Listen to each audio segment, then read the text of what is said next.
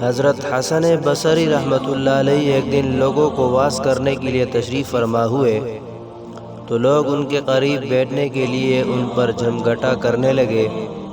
آپ ان کی طرف متوجہ ہوئے اور فرمایا، اے بھائیو، تم میرے قریب کے لیے مجھ پر ٹوٹے جا رہے ہو۔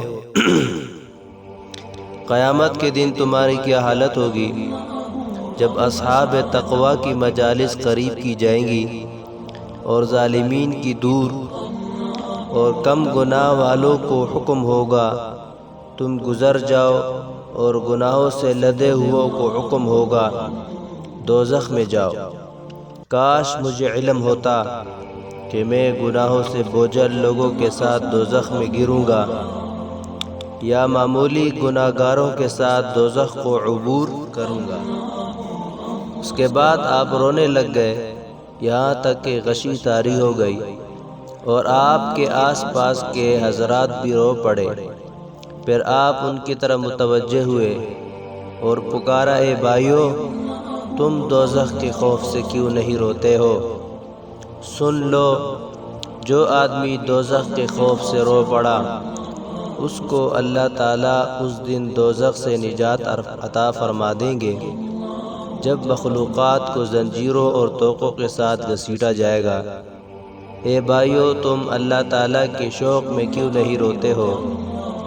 سن لو، جو شخص بھی اللہ کے شوق میں روئے گا، کل جب اللہ تعالیٰ اپنی رحمت کی تجلی فرمائیں گے اور مغفرت کے ساتھ جھانکیں گے اور نافرمانیوں پر اس کا غصہ سخت ہوگا تو اس کو اپنے دیدار سے محروم نہیں رکھیں گے۔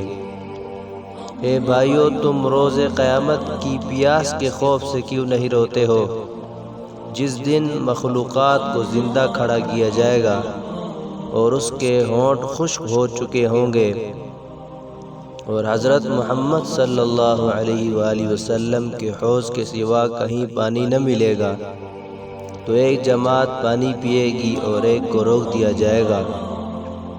سن لو، جو آدمی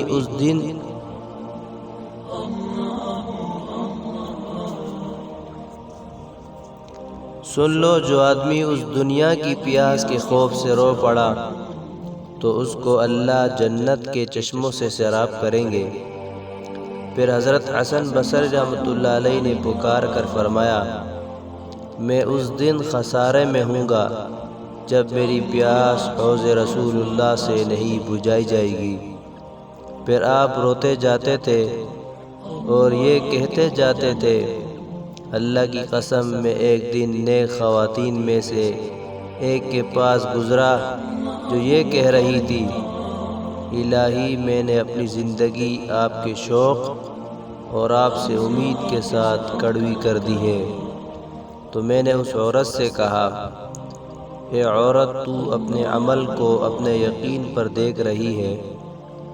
تو کہنے لگی، اس کی محبت اور ملاقات کے شوق نے مجھے مسحور کر رکھا ہے۔ تیرا کیا خیال ہے، وہ مجھے عذاب میں ڈال دے گا جبکہ میں اس سے محبت کرتی ہوں؟ بس میں اسی اثناء میں اس سے گفتگو کر رہا تھا کہ میرے رشتہ داروں میں سے ایک چھوٹا سا بچہ گزرا۔ اس نے میرا ہاتھ پکڑا تو میں نے اسے اپنے سینے سے لگا لیا اور بوسہ دے دیا۔ تو وہ عورت مجھے کہنے لگی، کیا آپ اس بچے سے محبت کرتے ہیں؟ میں نے کہا ہاں۔ تو وہ رونے لگ گئی کہ اگر مخلوقات کو پتہ چل جاتا کہ ان کے ساتھ کل کیا ہونے والا ہے تو ان کی آنکھیں کبھی ٹھنڈی نہ ہوں، اور نہ ہی دنیا کی کسی شے کے ساتھ ان کے دل لذت اٹھا سکیں۔ فرماتے ہیں، میں اسی حالت میں تھا کہ اس کا بیٹا اس کے سامنے آیا جس کا نام ضیغم تھا۔ اس کو کہنے لگی، اے ضیغم، تیرا میرے متعلق کیا خیال ہے؟ میں تجھے قیامت کے دن میدان حشر میں دیکھ سکوں گی یا میرے اور تیرے درمیان رکاوٹ کھڑی کر دی جائے گی؟ حضرت حسن بصری رحمۃ اللہ علیہ فرماتے ہیں، یہ بات سن کر بچے نے چیخ ماری۔ میں تو سمجھا کہ اس کا جگر پھٹ گیا ہوگا، پھر وہ بے ہوش ہو کر گر پڑا تو عورت اس پر رونے لگ گئی، تو میں اس کے رونے کی وجہ سے رونے لگ گیا۔ جب اس بچے کو ہوش آیا تو وہ عورت کہنے لگی، اے زیغم، تو لڑکے نے کہا، جی اماں۔ کہنے لگی، تو موت کو پسند کرتا ہے؟ کہا، جی ہاں۔ کہنے لگی، میرے بچے کیوں؟ تو اس نے جواب دیا، تاکہ میں اس کی طرف لوٹ جاؤں جو آپ سے بہتر ہے۔ وہ ارحم الراحمین ہے، جس نے مجھے تیرے پیٹ کے اندھیروں میں غذا کھلائی اور تنگ راستوں سے نکالا۔ اگر وہ چاہتا تو اس تنگ راستے سے نکلتے وقت مجھے موت دے دیتا، حتیٰ کہ تو بھی اپنے دردوں کی شدت سے مر جاتی، لیکن اس نے اپنی رحمت و لطف سے مجھ پر بھی اور تم پر بھی اس کو آسان کر دیا۔ کیا تو نے نہیں سنا ہے؟